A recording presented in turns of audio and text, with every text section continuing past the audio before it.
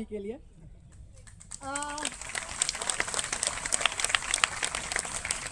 Speech शुरू करने से पहले मैं कुछ सवाल पूछूंगी और मैं चाहती हूँ कि हर कोई उसका ईमानदारी से आंसर दे, क्योंकि हम ईमानदार कम्युनिटी के लोग हैं। बिल्कुल। मैं ये पूछना चाहती हूँ कि खाना अगर मैं बात करूँ तो किसके हाथ का सबसे अच्छा लगता है? और जब बीमार होते हैं तो किसकी याद आती है? और पैसे मांगने होते हैं। तो बात ये है कि ये जो हो रहा है ये मानसिकता देश की जनता में है, ये कोई नई मानसिकता नहीं है। पर बात इस पे आपत्तिजनक है कि जब ये मानसिकता हमारे लीडर्स के अंदर आती है, जब ये मानसिकता सत्ताधारियों के बीच में आती है, तब देश के नागरिकों को इस पर एतराज होना लाजिम है, क्योंकि हम देश की उन्नति चाहते हैं, हम देश को एक प्रोग्रेसिव रास्ते पर लेकर जाना चाहते हैं। तो 2019 के अंदर जब एम्स के अंदर सीआईबी ने 16 नंबर पॉइंट के अंदर 80-20 की मांग की, तब भी एक आंदोलन उठा, आज भी एक आंदोलन है। बात इस पे लगातार ये हो रही है कि 80-20 नहीं होना चाहिए। मैं भी ये मानती हूँ, आप भी ये मानते हैं कि 80-20 नहीं होना चाहिए। पर क्यों नहीं होना चाहिए?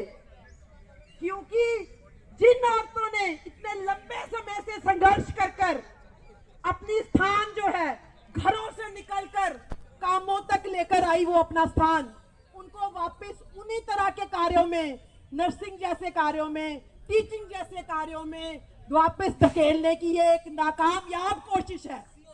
इसलिए मुझे आपत्ति है, इसलिए मुझे औरत होने पर स्पेसिफिकली 80-20 के अगेंस्ट में खड़ी हूँ। इसके साथ ही 80-20 और क्या करती है?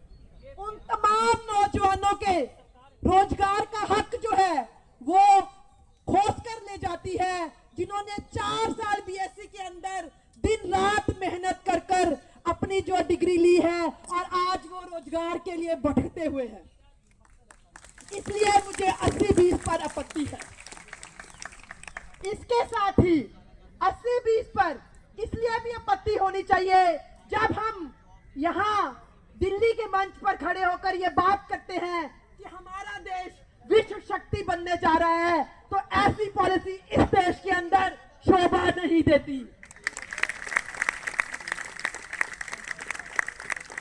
अभी मेरे एक साथी ने कहा कि इस लड़ाई के अंदर औरतों को भी कंधे से कंधा मिलाकर लड़ना चाहिए, जैसे औरतों के मुद्दों पर मर्द जो है वो कंधे से कंधा मिलाकर लड़ते हैं। मैं बिल्कुल अग्री करती हूँ, बिल्कुल सहमत हूँ कि ये लड़ाई किसी जेंडर की लड़ाई नहीं है, ये लड़ाई इक्वालिटी की लड़ाई है। और जब बात इक्वालिटी की होती है तो उसमें बच्चे को कूद जाना चाहिए। आप सभी लोग जहां से भी इस प्रदर्शन के अंदर आए हैं, आपको ये हो सकता है कि हम कम नंबर्स के में हैं, पर बात यह है चीखता पहले वही है जिसको चोट लगती है, मल्लम वाले तो बाद में आते हैं। तो आप लोग आए हो तो आपको ये अपना आत्मविश्वास डगमगाने की जरूरत नहीं है कि भाई यहाँ लोग कम है। जब लोगों का सैलाब आता है ना, तो फिर जो ये लाल किला होता है, जंतर मंतर की कंधे होती हैं या दीवारें होती हैं, ये खड़ा होके देखती हैं कि सैलाब कहाँ गया और कहाँ से आया, और ये सैलाब नर्सिंग समुदाय में आकर रहेगा।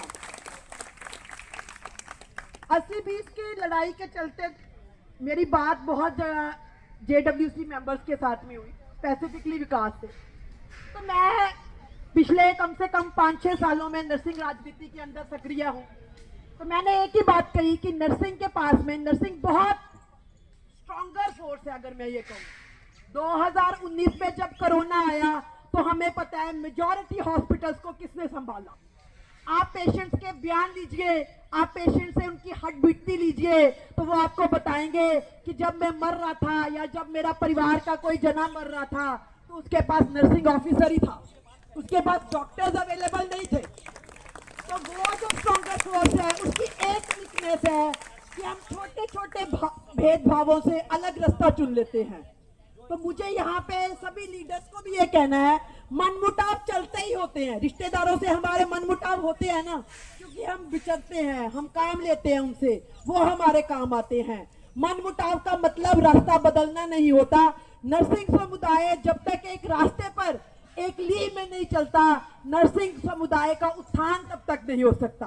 तो मेरी ये पहली रिक्वेस्ट जो नरसिंह समुदाय से ये है कि लीडरी सेकेंडरी हो जाती है जब यूनिटी की बात आए, और ये दिमाग में हर नर्सिंग ऑफिसर को, हर नर्सिंग स्टूडेंट को रखनी चाहिए कि यूनिटी मेरे लिए पहले है, लीडरशिप मैं बाद में भी कर लूंगा। इसके बाद में आते हैं कि 80-20 क्यों, कहाँ लागू होना चाहिए और क्यों। सरकारें कहती हैं कि कंफर्ट चाहिए पेशेंट को, हम भी मानते हैं, बिल्कुल। आप लोग नहीं मानते?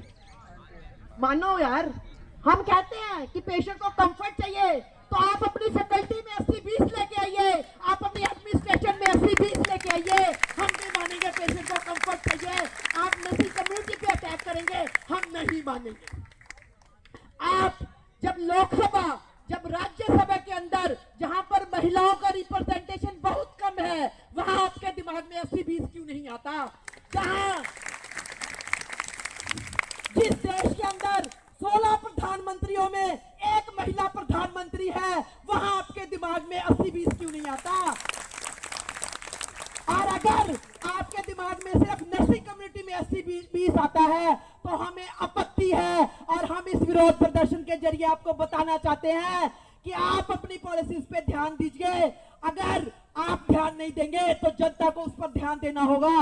और